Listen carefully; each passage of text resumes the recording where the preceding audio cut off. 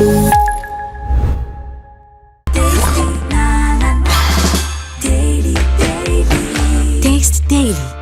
the Daily.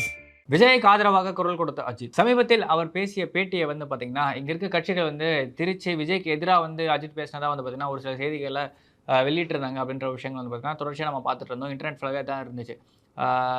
விஜய்க்கு தரமான பதிலடி கொடுத்த அஜித் எப்பயுமே தலை தான் அப்படின்ற மாதிரி விஷயங்கள் வந்து தொடர்ச்சியாக பேசிட்டு இருந்தாங்க. அந்த ஒரு பேட்டி வந்து பார்த்தீங்கன்னா, ஹாலிவுட் ரிப்போர்ட்டர் அப்படின்ற ஒரு இதில் வந்து பார்த்தீங்கன்னா பப்ளிஷ் ஆயிருந்துச்சு. குறிப்பாக அது ஒரு டீட்டெயில்டான ஒரு விஷயமா இருந்துச்சு.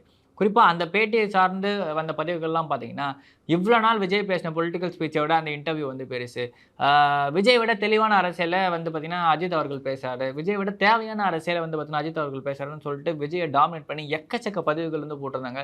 விஜய்க்கு அரசியலே பேச தெரியல, அப்படியா இப்படியா இவர்கிட்ட கற்றுக்க எப்படி தான் வந்து அஜித் ஃபேன்ஸ் இவ்வளோ நாள் விஜய் ஃபேன்ஸை சமாளிச்சாங்களோ அப்படி இப்படின்னு சொல்லிட்டு ஒரு ரொம்ப பெரிய டிஸ்கஷன் வந்து ஏற்படுத்திருந்துச்சு. இப்போ அதுக்கு அஜித் அவர்கள் ஒரு முற்றுப்புள்ளி வச்சிருக்காரு. என்ன அப்படின்னு பார்த்தீங்கன்னா, சமீபத்தில் மூத்த பத்திரிகையாளர் திரு ரங்கராஜ் பாண்டியா அவர்களுக்கு அவர் ஒரு ஃபோனோ இன்டர்வியூ ஒன்று கொடுத்துருக்காரு. அதில் வந்து பார்த்தீங்கன்னா, மேபி அது இன்டர்வியூ மாதிரி இல்லை, அவர் 2 பேருக்கு நடந்த ஒரு சின்ன ஒரு டிஸ்கஷன் மாதிரி தான் இருந்துச்சு. அந்த டிஸ்கஷனில் டீட்டெயிலாக ஒரு சில விஷயங்கள் சொல்லியிருக்காரு. குறிப்பாக விஜய்க்கு எதிராக என்னை வந்து பார்த்தீங்கன்னா காட்டி சித்தரிக்க ட்ரை பண்ணுறாங்க.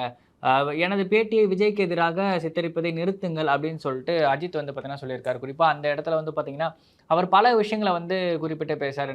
என்ன அப்படின்னு பார்த்தீங்கன்னா, இந்த இடத்துல எல்லாருக்குமே பொறுப்பு இருக்குன்றதை நான் சொல்லியிருந்தேன். ஒரு சாரர் வந்து பார்த்தீங்கன்னா, விஜய்க்கு எதிராக வந்து அதை எடுத்துகிட்டு போய் கொண்டு போய் முன்னிறுத்துறாங்க அப்படின்ற விஷயங்களும் சொல்லியிருந்தார். குறிப்பாக அதை இப்போ டிஎம்கே ஐடிவிலேருந்து பல பேர் வந்து பார்த்தீங்கன்னா பயன்படுத்துறாங்க விஜய்க்கு எதிரான கருத்து தெரிவிப்பவருக்கு.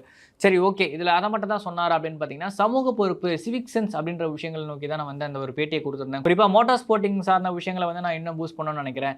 இதில் பல பேர் வந்து பார்த்தீங்கன்னா, நான் தமிழனா அப்படின்ற மாதிரி விஷயங்கள்லாம் வந்து கேட்டிருந்தாங்க. என்னோட வம்சாவளி குறித்த விஷயங்கள்லாம் பேசியிருந்தாங்க. நான் வந்து பார்த்தீங்கன்னா, நிச்சயமா நீ எல்லாரும் வந்து பார்த்தீங்கன்னா, என்ன தமிழன் சொல்கிற அளவுக்கான ஒரு வெற்றியை வந்து பார்த்தீங்கன்னா, நான் தமிழ்நாட்டுக்காக குவிச்சிட்டு வருவேன். இந்த மோட்டார் ஸ்போர்ட்ஸ் சார்ந்த விஷயங்கள் அப்படின்ற மாதிரி விஷயங்களை வந்து அவர் பேசியிருக்காரு. குறிப்பாக அஜித் அவர்கள் நடிப்பை தாண்டி பல முக்கியமான விஷயங்களை வந்து தொடர்ச்சியாக பேசிக்கிட்டே இருக்காரு. குடும்பத்தை பாருங்க அப்படின்ற விஷயங்களும் தொடர்ச்சியாக சொல்லிட்டே இருக்காரு. ரசிகர் மன்றத்தை கலைச்சிட்டாரு. அரசியலுக்காக என் ரசிகர்களை எப்போதும் பயன்படுத்த மாட்டேன் அப்படின்ற விஷயங்களை தொடர்ச்சியாக சொல்லிட்டே இருக்காரு. அதுக்கான காரணம் என்னன்னு பார்த்தீங்கன்னா, விஜய் அவர்கள் கட்சி ஆரம்பிச்சப்போ வந்து பார்த்தீங்கன்னா, தல ரசிகன், தளபதி தொண்டன் அப்படின்னு சொல்லிட்டு ஒரு டேக் யூஸ் பண்ணி பல பேர் வந்து பார்த்தீங்கன்னா பேசிக்கிட்டு இருந்தாங்க. அது வந்து பல பேர் வந்து சொன்ன விஷயம் பார்த்தீங்கன்னா, விஜய் ஃபேன்ஸே வந்து அஜித் ஃபேன்ஸோட ஓட்டு வாங்கணுன்றதுக்காக வேணும்ட்டே இந்த ஐடி ப்ரொஃபைல் பிக்சர்லாம் மாற்றி வச்சுலாம் பண்ணிட்டு இருக்காங்கன்ற விஷயங்கள்லாம் சொல்லிட்டு இருக்காங்க. ஒரு சில இடங்கள்ல வந்து பார்த்தீங்கன்னா, உண்மையாகவே தல ரசிகர்கள் வந்து பார்த்தீங்கன்னா, படத்துக்கு மட்டும்தான் வந்து பார்த்தீங்கன்னா நாங்கள் 2 பேரும் சண்டை போட்டுப்போம். தேர்தல்னு வரப்போ வந்து பார்த்தீங்கன்னா, நம்ம ஒரு மாற்றத்தை நோக்கி நம்ம நகரணும் அப்படின்ற மாதிரி விஷயங்கள் வந்து பார்த்தீங்கன்னா தொடர்ச்சி அவங்க பேசியிருந்தாங்க. சரி, அப்படி இருக்கிறப்ப ஒரு மிகப்பெரிய மாற்றத்தை நோக்கி விஜயுடைய அரசியல் முன்னெடுப்புகள்லாம் இருந்துச்சு. கரூர் சம்பவம் அதுக்கு ஒரு ஸ்பீட் பிரேக்கர்மான விஷயங்களை வந்து நம்ம பார்க்க வேண்டியது இருக்குது. குறிப்பாக முதல்ல இன்டர்வியூ வந்ததுக்கப்புறம் வந்து பார்த்தீங்கன்னா, பல பேர் சொன்ன விஷயங்கள் இல்லை இது ஃபேக்கு, ஏஐ ஜென்ரேட்டர் அப்படின்ற மாதிரி சொல்லியிருந்தாங்க. ஆனால் ஏஐ ஜென்ரேட்டர் மாதிரியான ஒரு வீடியோவை ரங்கராஜ் பாண்டே போன்ற ஒரு மூத்த பத்திரிகையாளர் போகணுன்ற அவசியம் கிடையாது. அதை சுரேஷ் சந்திரா உட்பட பல பேர் அக்னாலேஜ் பண்ணதாகவும் இவங்க 2 பேர் பேசினதாகவும் வந்து செய்திகளும் வெளியாயிருக்கு. இது மட்டும் தான் அவர் சொல்லியிருந்தாரான்னு கேட்டிங்கன்னா, இல்லை, ஸ்போர்ட்ஸ் சார்ந்த விஷயங்கள் வந்து நிறைய சொல்லியிருந்தாரு. குறிப்பாக வந்து பார்த்தீங்கன்னா, கவர்மெண்ட் வந்து பார்த்தீங்கன்னா ஸ்போர்ட்ஸ்க்கு வந்து ஃபுல்லாக இது ஸ்பான்சர் பண்ண முடியாது. ப்ரைவேட் கம்பெனிஸ், கார்பரேட்ஸ் வந்து பார்த்தீங்கன்னா ஸ்போர்ட்ஸுக்கு ஸ்பான்சர் பண்ணணும். ஸ்போர்ட்ஸில் நிறைய பேர் வந்து ஈடுபடணும். குறிப்பாக என் படத்தை போய் தியேட்டரில் பாருங்கள், நான் யாரும் இன்சிஸ்ட் பண்ண முடியாது. அது நான் பண்ணவும் கூடாது. படத்துக்கு வந்து ப்ரமோஷனே தேவையில்லை. மக்களோட மக்களாக வந்து பார்த்தீங்கன்னா, திரைத்துறைன்றது வந்து ஒன்றி இருக்கின்ற விஷயங்களும் வந்து பேசியிருக்காரு. அதையும் தாண்டி அரசியல் அப்படின்ற விஷயங்களுக்குள்ள நான் என் ரசிகர்களை நுழைக்க மாட்டேன், எப்பயுமே நான் சொல்ல மாட்டேன் அப்படின்ற விஷயங்களை தொடர்ச்சியாக வந்து சொல்லியிருக்காரு. இப்போவுமே வந்து பார்த்தீங்கன்னா, விஜய்க்கு ஆதரவாக நான் பேசுகிறேன், விஜய்க்கு ஆதரவாக நீங்கள் ஓட்டு போடுங்க, விஜய்க்கு எதிராக வந்து பார்த்தீங்கன்னா ஆளுங்கட்சி வந்து ஒரு நரேட்டிவை செட் பண்ணுறாங்கிற மாதிரி வந்து சொல்லவே இல்லை. நான் பேசினதே விஜய்க்கு ஆதரவாக வந்து ஒரு கும்பல் வந்து பயன்படுத்துது, அதை வந்து நிறுத்துங்க. நான் பொதுவாக தான் சொன்னேன், சிவிக் சென்ஸை எல்லாரும் வளர்த்துக்கணும் அப்படின்ற விஷயங்கள் சொல்கிறார்.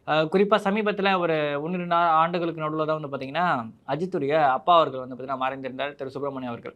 அவருடைய இறப்புலேயே வந்து பார்த்தீங்கன்னா எக்கச்சக்க மீடியாஸ் வந்து பார்த்தீங்கன்னா ரொம்ப அநாகரிகமாக செயல்பட்டாங்க. அவரோட அந்த பூத உடலை ஃபோட்டோ எடுக்கிறதுக்கு வந்து அவ்வளோ பேர் வந்து முன்னெடுத்து வந்தாங்க அப்படின்ற மாதிரி விஷயங்கள்லாம் பார்க்க வேண்டியது இருக்குது. இதே மாதிரியான விஷயங்கள் வந்து பார்த்தீங்கன்னா விஜய் ஆண்டனி அவர்களுடைய மகள் இறப்புலையும் நடந்துருந்துச்சு. நார்மலாக ஒரு திரைப்பிரபலங்களில் இறக்குறப்போ வந்து பார்த்தீங்கன்னா மீடியா அந்த சோகத்தையுமே காசாக்க பார்க்குது அப்படின்ற ஒரு விஷயங்கள் நம்ம பார்த்துருந்தோம். அந்த மாதிரியான விஷயங்கள் தான் வந்து பார்த்திங்கன்னா, அஜித் அவர்கள் வந்து ஒரு சிவிக் சென்ஸோடு நீங்கள் செயல்படணும், நம்ம எல்லாருக்குமே வந்து அந்த பொறுப்பு இருக்குது அப்படின்ற விஷயங்களை திருப்பி சொல்லிகிட்டே இருக்கார். ஸோ எல்லாரும் சேர்ந்து தான் வந்து பார்த்திங்கன்னா இந்த ஒரு சமூகத்தை கட்டமைக்க முடியும்.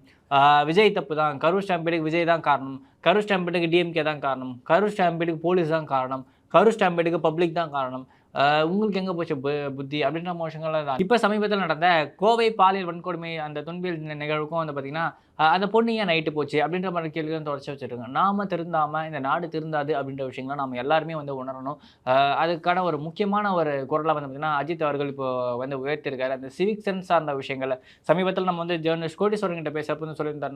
என்ன சொல்லியிருந்தான்னு பார்த்தீங்கன்னா நம்ம வந்து சிலபஸ் வைஸ் கொண்டு வரணும். இந்த இப்போ ஜப்பான்லாம் வந்து பார்த்தீங்கன்னா எர்த்குவேக்லேருந்து தப்பிக்கிறதுக்கு எப்படின்னு சொல்லி தராங்களோ அது மாதிரி ஸ்டாம்பேட் சார்ந்த விஷயங்கள்லாம் நம்ம வந்து பள்ளியிலேருந்து நம்ம சொல்லி தரணும். இந்த மாதிரி அதிகமாக ஜனங்க கூடுற இடத்துக்கு போகக்கூடாது. அப்படி போனாலும் எப்படி தப்பிக்கணுன்ற விஷயங்களை சொல்லி தரணும் அப்படின்ற மாதிரி விஷயங்களை ஜஸ்டிஸ் கோடீஸ்வரன் அவர்கள் சொல்லியிருந்தாரு. ஸோ அந்த மாதிரி விஷயங்களை நோக்கி நம்ம நகர வேண்டிய தேவையும் காலமும் வந்து விட்டதுன்னு தான் நினைக்கிறேன். மேலும் இது போன்ற தகவல்களுக்கு தொடர்ந்து இணைந்திருக்கும் நாதஸ் மீடியாவுடன் நன்றி. நான் உங்களால்